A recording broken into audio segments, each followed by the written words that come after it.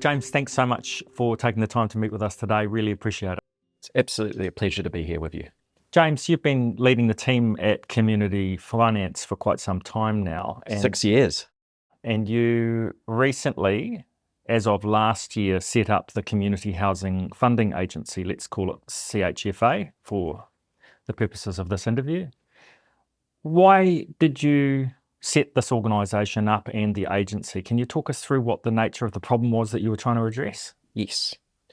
So, and it has to be the why where you start for all of these things, doesn't it? And I think for our team and so many, it was just the scale and overwhelming need that we were seeing throughout the country. And a multi-billion-dollar crisis has to have a multi-billion-dollar solution. Otherwise, you never fix it. And, you know, for our people, so many people now understand through friends or family the challenges of the housing crisis. But the numbers are just so sobering as we know, 20,000 families on a wait list for a home that doesn't exist. And the conservative cost to just provide for those people is $13 billion. And those numbers that most of us in our own lives just can't comprehend, that's a lot of zeros. Yeah. And yet at the same time as we're facing that and nearly $5 billion a year in subsidies from the government, despite things getting worse, we've never had more money. And so for us, there was an opportunity here with particularly the rise of KiwiSaver. We've got right now $300 billion of funds under management in our country. And that's an amazing thing that I think can give us hope, because that $13 billion number doesn't sound so impossible suddenly. And KiwiSaver is $120 billion. And by 2028, it's forecast to be about $200 billion.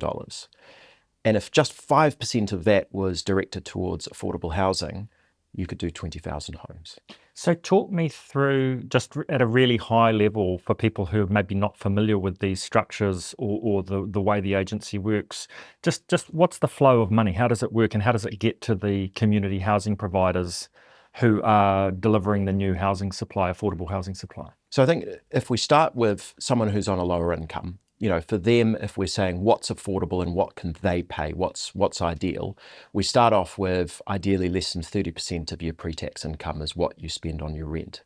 So for someone on an average income in our country of, say, $65,000, they shouldn't be, if they're a single income household, spending more than $375 a week on rent.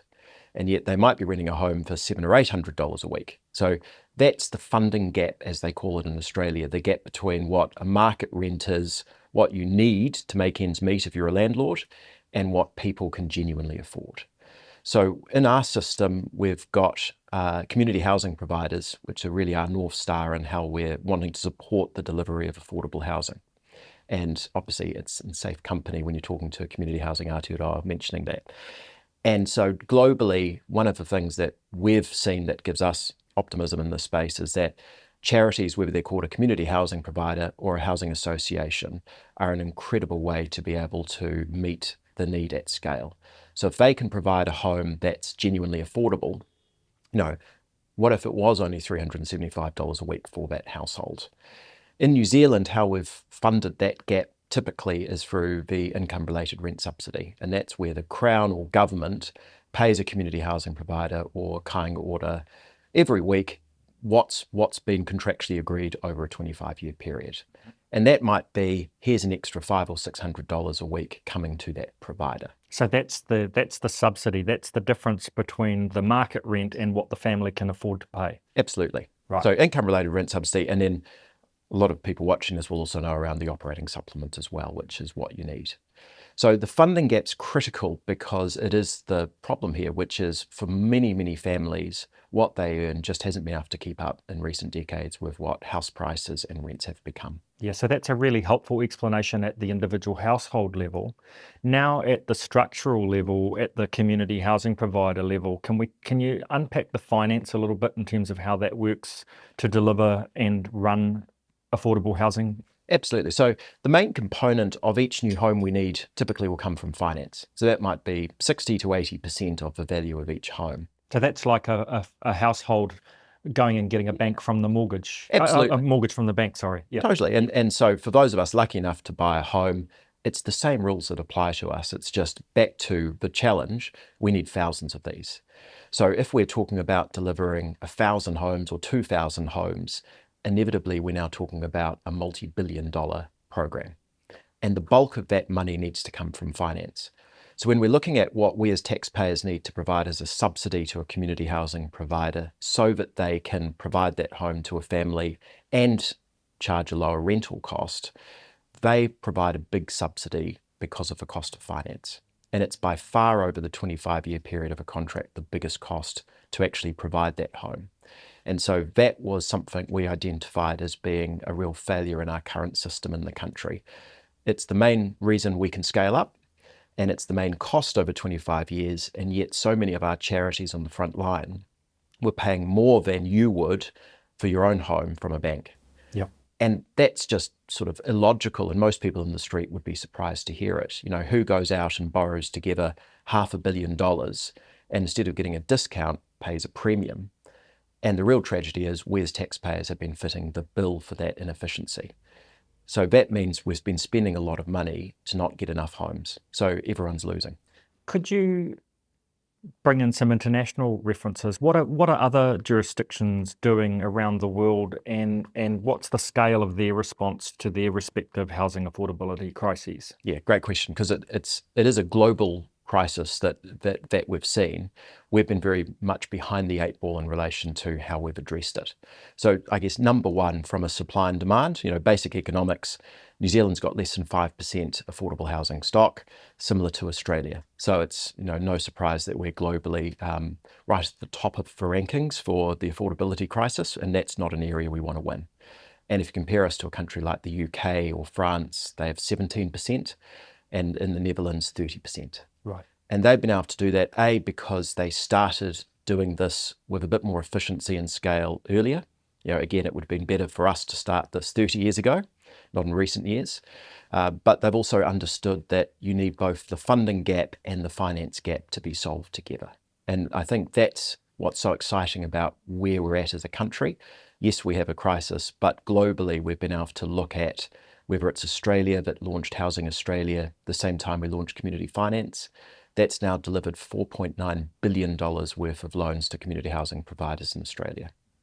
And hauntingly, but probably aspirationally for us as well, they estimate they've saved $850 million worth of interest compared to if banks had done that lending to the sector in Australia. You've done a really good job, thank you, of explaining the funding. I just would like to double down on it for our listeners and viewers and readers. Can you just summarize the difference between the funding and the finance? Because I think often they get mixed up. Absolutely. No. And probably people's lives are all the richer when they don't know the difference. So finance might be, so let's say we were buying a home for $1 million and we were borrowing 80% of that. So finance would be delivering $800,000. So that's what finance is. It's money that you don't have right now that you're borrowing so that you'll own that home fully in the future, all things going according to plan. And in that scenario, you'll have a deposit of 20%. So you might have put in $200,000 of your own money, either as an individual, a couple, or a community housing provider. Yep. Funding is how you make sure that you can keep your lender happy and keep the lights on, because that is the revenue or income that you need to pay your expenses. So if it's an individual in a public home, as we call state housing nowadays, typically they might be paying something like $100 a week, being 25% of pre-tax income for them. So if the house was, say, a sort of typical house in an urban centre, the government will be providing funding to the community housing provider, maybe of $700 or $800 a week. So it would be $900 worth of revenue coming in, $100 from the tenant, $800 from the income-related rent subsidy and operating supplement from the Crown. And then of that, a big chunk of it will be used to pay your lender the interest and principal on your loan. Thank you. Really Hopefully helpful. that helps. Yep, very helpful. Look, it's been an interesting period in terms of particularly the finance of new affordable housing supply. Over the last more than 15 years, Community Housing Aotearoa and others have had a couple of attempts before at setting up the sort of financial intermediary that is the Community Housing Funding Agency. And for various reasons, they didn't manage to get that over the line. something's shifted with the explicit and direct support of the Minister of Finance and the Minister of Housing. Can you talk us through how that has worked from your perspective as you continue to develop the agency and improve its efficiency in terms of lowering the cost of financing new housing supplies? And absolute credit to the Minister of Housing and Minister of Finance for taking this step. It's a proven path that other countries have been on, but without their leadership and this actually happening, we'd have still been where we've been for decades. So it's a really exciting moment to adopt what's proven. So we need to celebrate that as well, even though it is early days. Yeah. So big one for us is that, back to that earlier comment of we've got $300 billion worth of funds under management. So the challenge for us as a country is if we're going to deliver billions of dollars worth of new affordable homes through the community housing sector, we need a way to fund that and finance it. And so our role in particular is around being able to finance those charities on the front line that are doing this. And for us, what it's really about is joining the dots and working together in partnership. So having the banks working with us is something, particularly with ANZ, that's been a game changer. Having the government now provide us with a $150 million facility is also a game changer. And you don't want to use that word too often, but it truly is. On top of it, with KiwiSaver providers, we've already got 7 fund managers that are actively buying something called a bond. So we issue, in effect, debt to the wholesale debt capital markets. And what's exciting is, for most of us, if we've got a job, we're lucky enough to be contributing each week to KiwiSaver. And we think it's a pretty special thought that you can be making money and actually over time, your savings for your own retirement have been invested in our own country and lent out to a community housing provider delivering affordable housing to those in need. And it's lower risk because it's the government that provides that revenue or funding. So it's lower risk than if it was all private. So it's a very much circular reference with what we're talking about, but we haven't all been rowing in the same direction. So what the CHFA gives us is the ability to bring the leading charities all together. Instead of their buying power just on their own, they might have a $10 million balance sheet. When we put all of our borrowers together and who's coming on board, it will be $2 billion. So when you're facing the KiwiSaver providers, you're suddenly a really attractive sector. And that means we can borrow more and more to deliver affordable housing, and we can also borrow at a lower cost. And that's one of the critical things of government coming on board, because in these other countries that have done a lot more than us, it's always been government working with the banks, the fund managers, and the charities, not us all doing our own things and it not working. Sounds like there is a good and multiple sources of finance that you are drawing on. So how does that benefit? Now, thinking of the charitable community housing sector, I suspect you've got a unique overview and insight into the finance and the structures, particularly at this point around the income-related rent subsidy. How does that benefit the providers themselves to do more and be better at what they're doing in their communities? Yeah, it's a unique sector. And I think one of the things as a starting point to that answer is that we're facing them as a charity. And what we learn every day, but we learned a few years ago, was that each one of those community housing providers is very different to the others. And so we've got a range of providers that some are newer, some have been around for 100 years, if you're thinking of the Salvation Army. Some have come from a faith background, from iwi, from a health, be it physical or mental health background. And inescapably, all have seen programs to support people often not working because they don't have access to, funnily enough, a warm, dry, affordable home. So we, because of the way the system is and the way the funding works, need to look at them as an entity, see what they're trying to achieve, but also understand their strengths and weaknesses, because we're scaling up providers to meet need.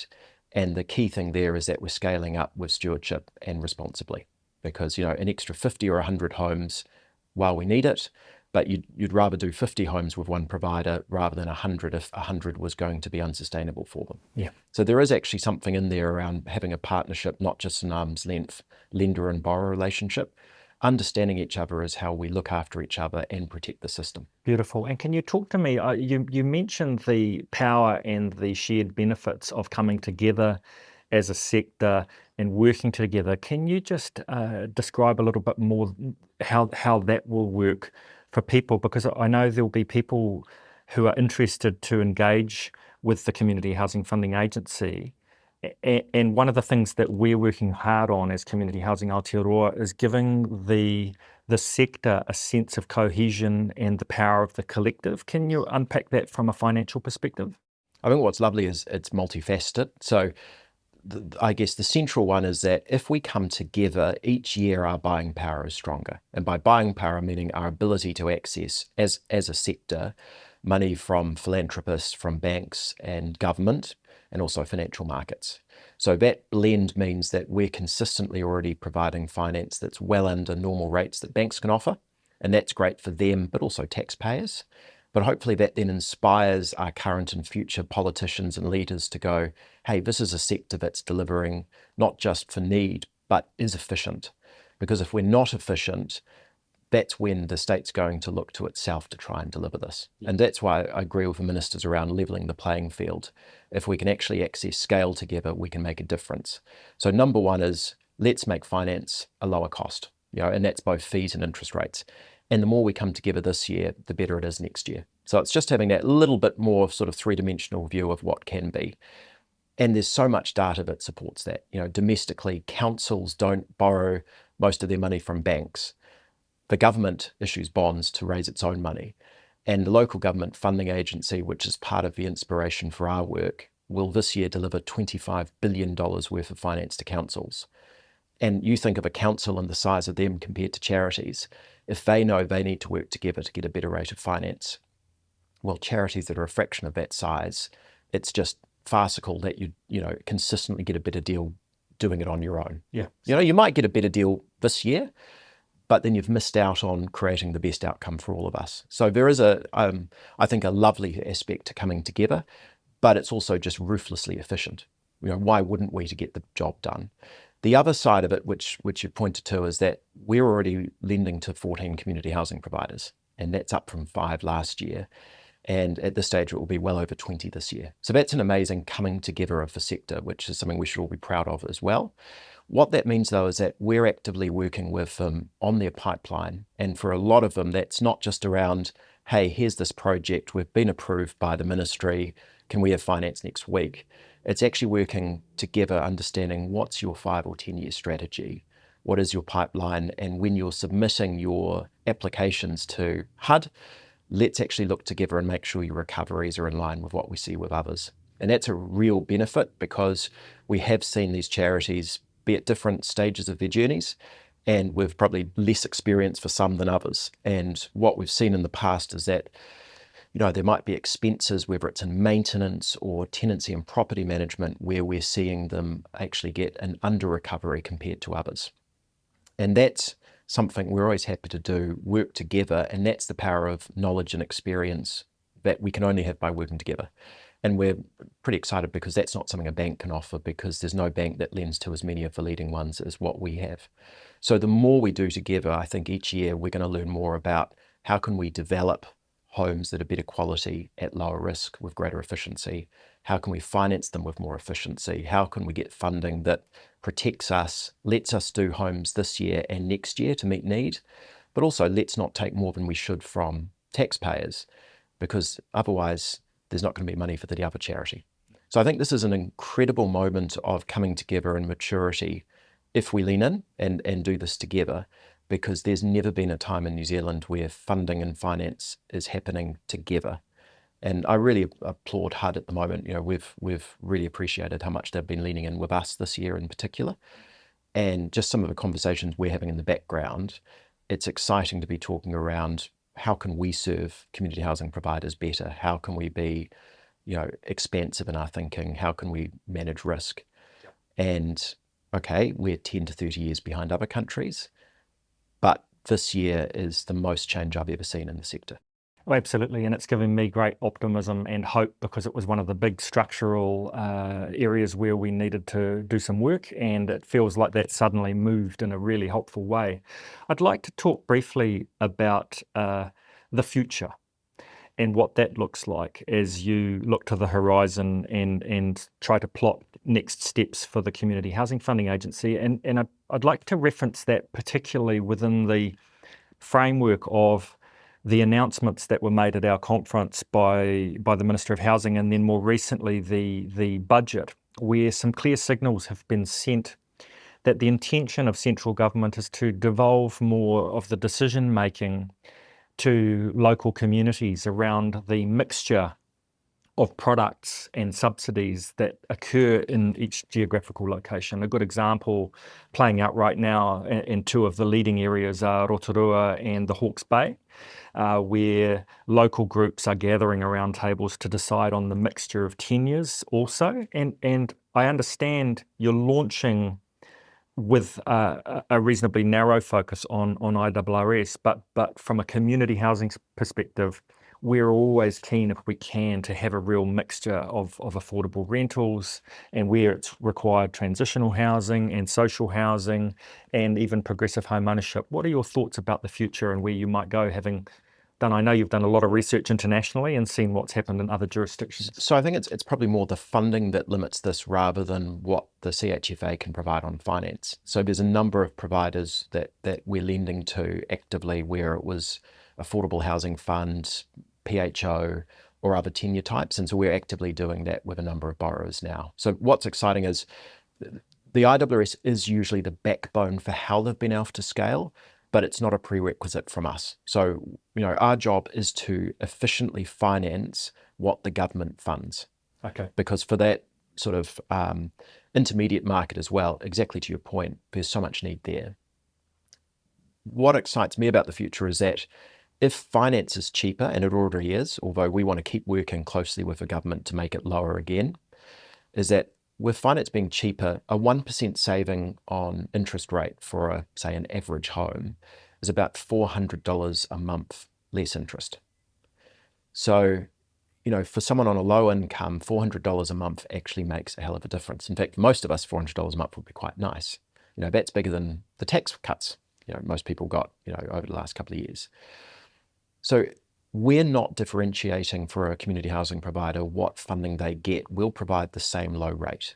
So we're offering the same right now, not just next year, interest rates, whether it's a PHO program, different types of affordable rentals, or funded for IRRS.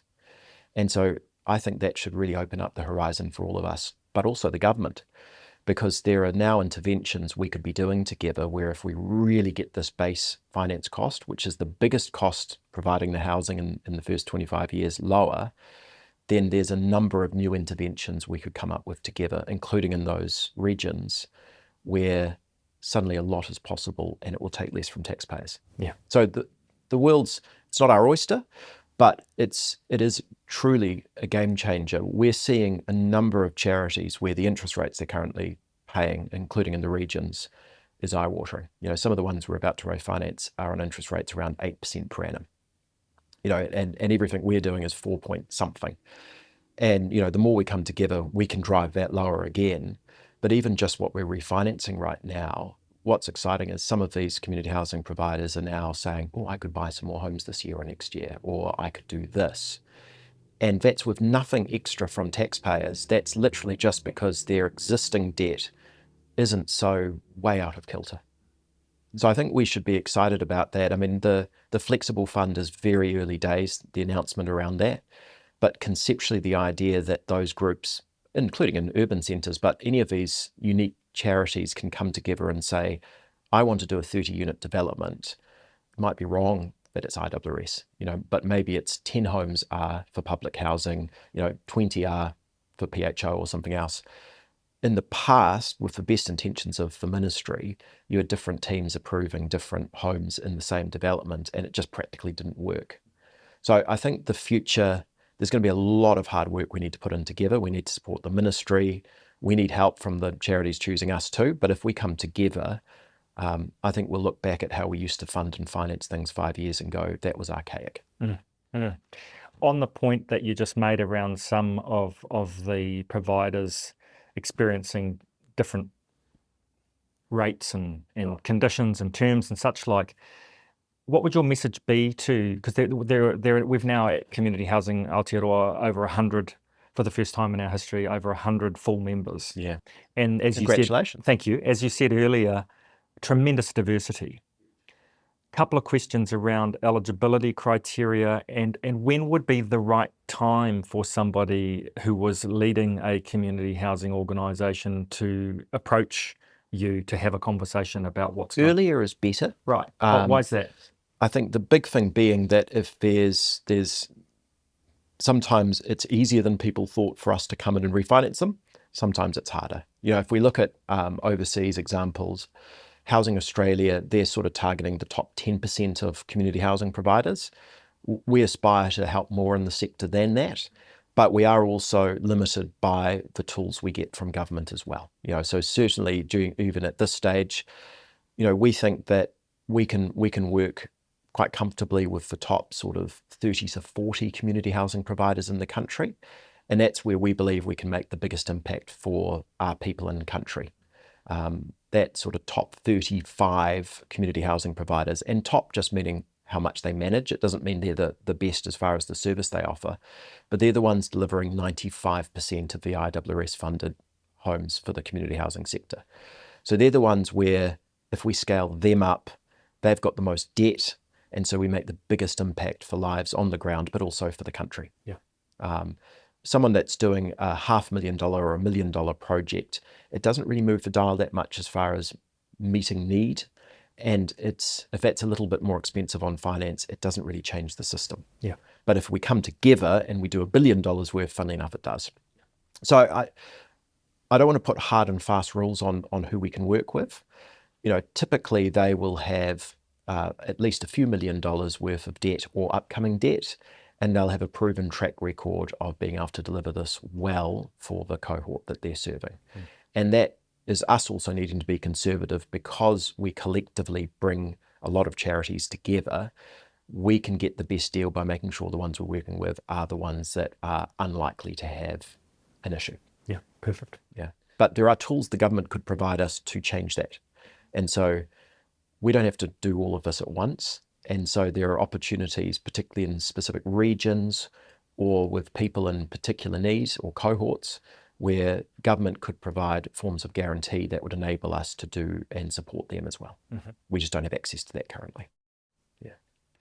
James, just wanting to dive into some of the more technical financial aspects around the bonds and the way you structure the debt. How does it work with regards to fixed interest or floating interest rates from your perspective when you're working with community providers? Yeah, so great question. So for the community housing providers we're working with, for almost all of them, we have replaced their bank. So in many ways, we're not a registered bank, but we're their lender.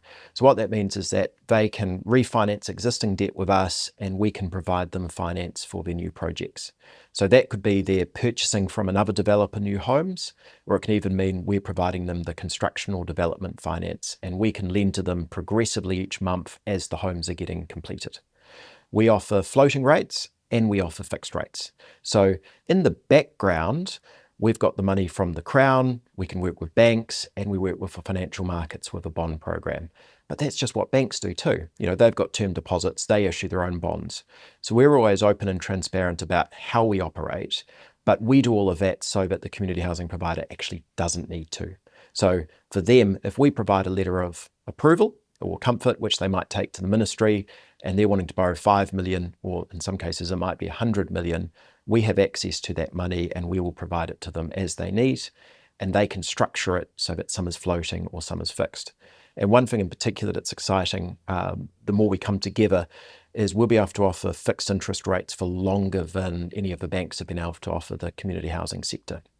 So as we scale up, it's important we all manage interest rate risk, because the more you borrow should mean the more people in a home, which is good, but it also means you've got more debt to service. So we need to do that in a responsible way as we scale up. So at the moment, we've got fixed interest rates right up from 1 year to 5 years.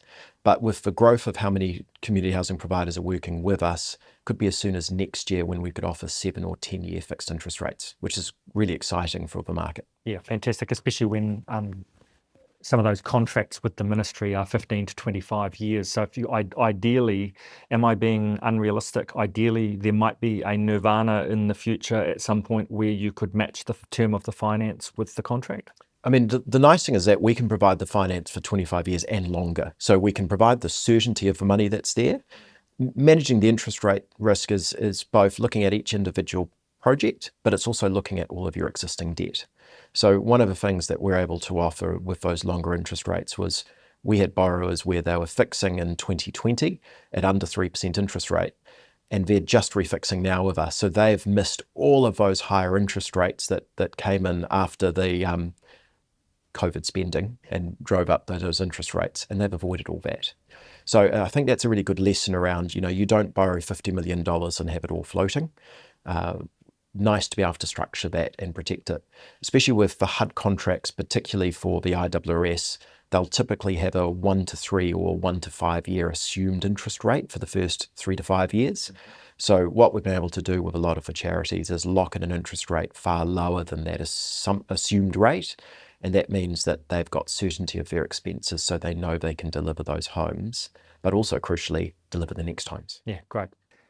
James, I've been doing quite a lot of looking under the bonnet through charity services in terms of the finances of our community housing sector, and there's around 100 providers there. Obviously a significant spread in terms of the scale of their operations, some large with thousands of homes and some very small but perfectly well formed with just a few homes in rural contexts and doing a great job. Can you tell me about the total scale of debt that sits in there? Because my understanding is it's close to $500 million. Is that about right? And obviously, debt and equity both have a function with regards to how much money our community sector can borrow. Just walk me through what that looks like in the New Zealand context. So if we look at, again, that circa 35 that manage the most community homes in the country for the CHIP sector, they've got around 470 million of debt as of last year, outside of debt that they got from e.g. Ministry of Housing and Urban Development. So scale is so just sort of embedded in all of this. Scale is the challenge we face because of so many people not having an affordable home. Scale is also how we make this more efficient and pull this off. Yeah. So the lovely thing about the problem is that it's also the solution. The multi-billion-dollar problem, multi-billion-dollar solution. The challenge, though, is that our community housing providers are proportionately much smaller than when we've looked at in other countries. So they've got a smaller balance sheet, so they've got less buying power right now on their own. So at a time when we need them to scale, they're subscale, other than a few. And that sucks, but it's also the reality. So for us to make this really efficient, we really need to come together more so than even what Australia has done. Because if we've got around $500 million worth of debt, the financial markets are going to give us the best pricing for all of us when we're around $1 billion or more. Okay. So it's actually quite nice. If we actually all say, if we've got X amount of debt right now, let's come together, work with CHFA, help us with what the government's tasked us to do. That's meaning that every $5, $10, $20 million extra is building up the attractiveness of the sector. And over time, what that means is that we'll be able to not just access more money, but cheaper money. So it's actually quite simple. When you set up community finance, you did so as a social enterprise. Can you talk through a little bit just the background and the model that you operate on in terms of delivering on your mission with the organisation and how that flows through the finances? So I mean, hopefully, everyone can see that the why for us is about doing this for our people in our country, and finance is so crucial for us pulling this off. And so one of the things we've done from the get-go that doesn't make commercial sense, but makes total sense for our social purpose, is that we consciously operate on a much lower margin than what banks operate on. So, the lingo technically is net interest margin. So it's the difference between the cost of all of your funds and the amount that you lend it out to your borrowers at. And what that enables us to do is provide that cheaper finance than what a bank does. What's exciting, though, is, again, the more of us that come together and the more debt we have, the more efficient that margin can be as well. So again, that's what allows us with scale to make the finance rates cheaper, which means everyone can do a lot more. Yeah. So it's actually a very simple model, but it's one that's completely transformational. Can you just, you've looked overseas at different models in different countries. Are there any examples internationally where the financial intermediary, such as the Community Housing Funding Agency, is doing a fantastic job? And what are the conditions or the things that need to be true for that to occur in other jurisdictions that you've seen? I mean, there's so much complexity, and there's different countries have different sort of drivers. I think it would be useful to touch on the UK Housing Finance Corp as well. So set up in 1987. I was born in 1985. So, I was 2 when that was set up. So again, there's a fair bit of research and data we can look at there. Housing associations operate slightly differently to our community housing providers. Some of them have billion-dollar, pound balance sheets. So again, shows you how much further ahead they are. But right now, after that, nearly 40 years, they're managing over £8 billion worth of loans to housing providers there. So the scale and efficiency of that is enabling them to house people and do things that we just can't do yet, with us being earlier on in the journey.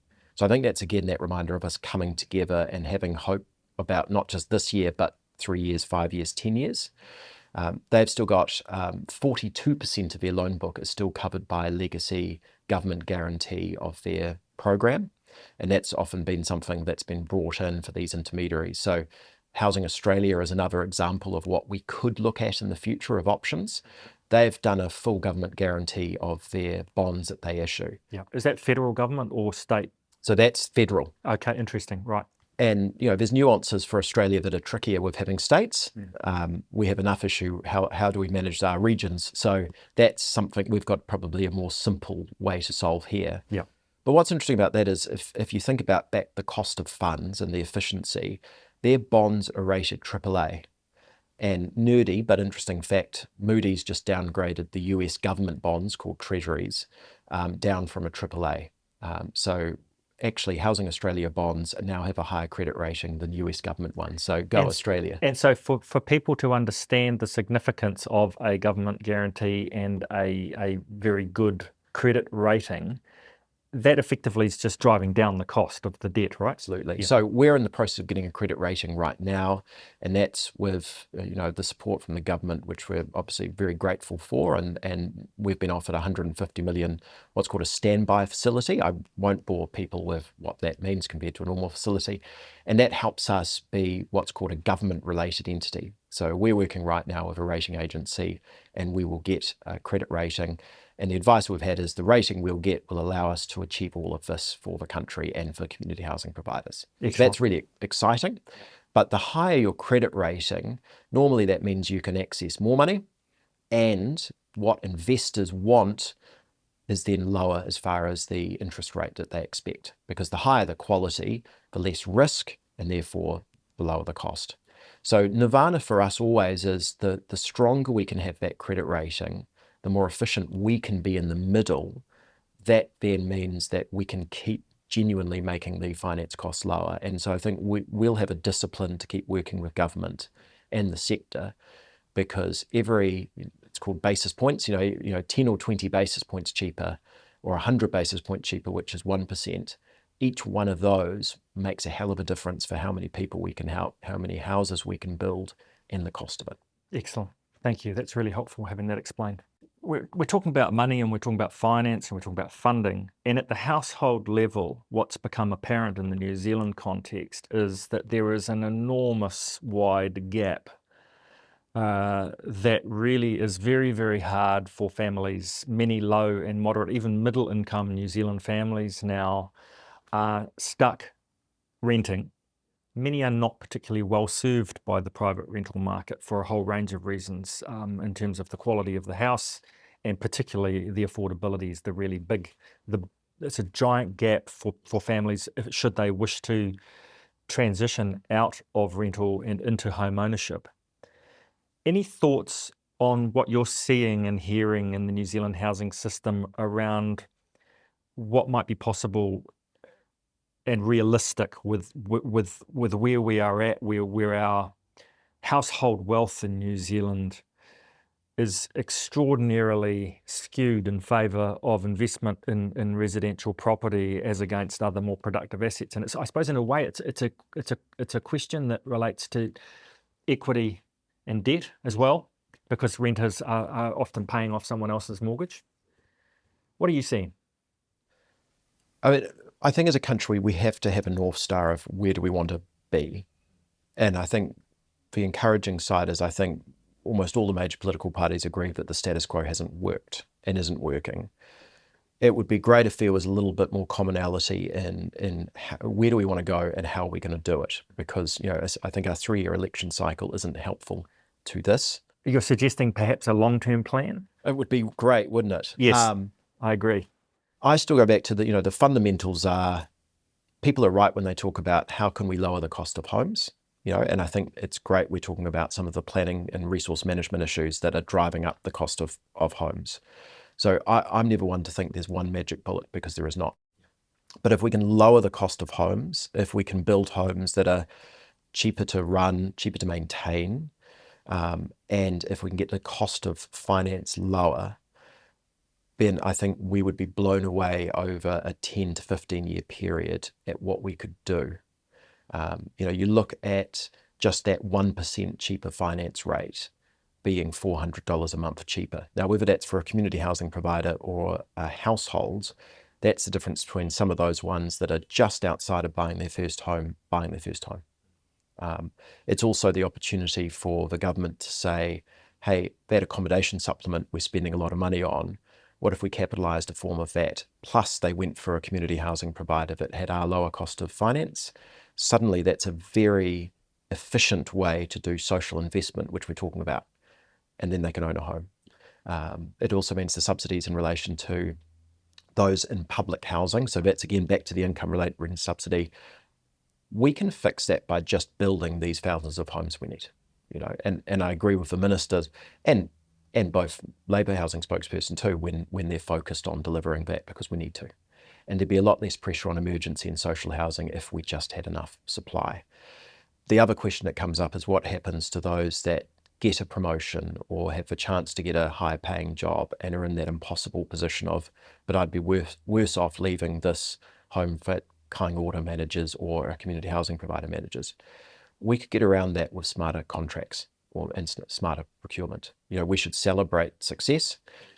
When that happens, we would love to see that the contract for that provider remains. They could stay in that home, but the subsidy from taxpayers drops accordingly. Yeah. How great, because, moving costs money and all of those other disruptions. So that's just having contracts that are smarter. And again, a lot of the contracts we see written assume finance rates that are higher than we can deliver. And of course, the charity is going to want that in there because the future's hard to guess. But we're seeing subsidies that are thousands and thousands of dollars a year more for each home than they need to be. So, a little bit of coming together can, particularly the two major political parties, agree on some fundamentals for the next 10 to 15 years on what community housing providers can deliver. We're talking around strategic partnerships and things like that with the ministry. It's always going to be a bit rocky changing how procurement happens while all of this change is happening. But at its heart, these are very good ideas. Giving someone a pipeline and some certainty to build far more to meet need actually is something we should be excited about. Yeah. And so I think we need to just roll up our sleeves as a sector, make it work proactively with the politicians, with the ministry. Yep. And local government. Yep. And local government. Yep. We need to change planning rules. And I think we also need a lot more humility to ask for help and to get ideas and IP from each other.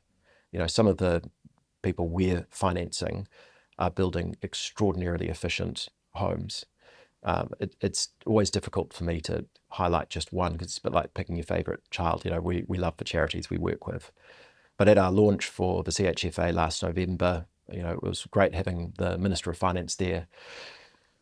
We literally had dozens of community housing providers present, and we had fund managers that represented 100 billion of funds under management. So quite exciting to have everyone in a room together in one place. But Kate Kenny from Aotearoa Community Housing Trust was there, and was showing us, these gorgeous homes, 1 to 4 bedrooms in size, mixed tenure in that sense. Excluding land, 404,000 was the average build cost. And these homes are nicer than the one I live in. We'd see charities do that for 500,000. So that world where we're professionalising every facet of what we do. We've got better planning rules. Councils are standardised in the way they treat community housing. They are so wildly different right now, and it's costing money. It's not intelligent. We build better.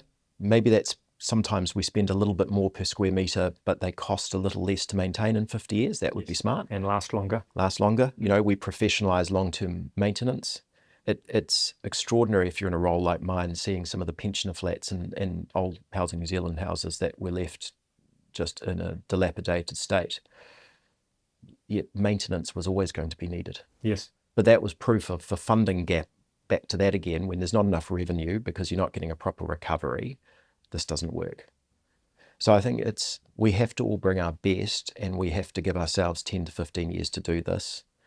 And it's not for everyone to be the solution here. It's for those that have the most capability to be fostered and brought up to meet that need. And as a result of that, we can actually, across the housing continuum, deliver every type of program, both past and future ones, far more efficiently. Beautiful. Gives me great optimism. And as we come to a close, I just want to thank you and the team for the years of effort to get to this point. I know it's been hard because we had 2 quite significant failed attempts in the last 15 years to see a financial intermediary like the Community Housing Funding Agency delivered in New Zealand. We're actually quite optimistic, and I talk quite regularly about the fact that I think we probably have most of the solutions we need already present in the communities around the country, and what we really need to do is work together better, scale and replicate those things that are working really well. And so on behalf of the sector, thank you for the work that you and the team have done. Any final thoughts from you just as we close? And really appreciate your time. I share your optimism. I think people in the sector would agree that you can in the morning be optimistic and in the afternoon be pessimistic. But I think it's about, just remembering what we can achieve in a year or 5 years is a lot more than we probably give ourselves credit to do. So if we can come together and really deliver this, we should be very optimistic. James, thanks for your time. Really appreciate it.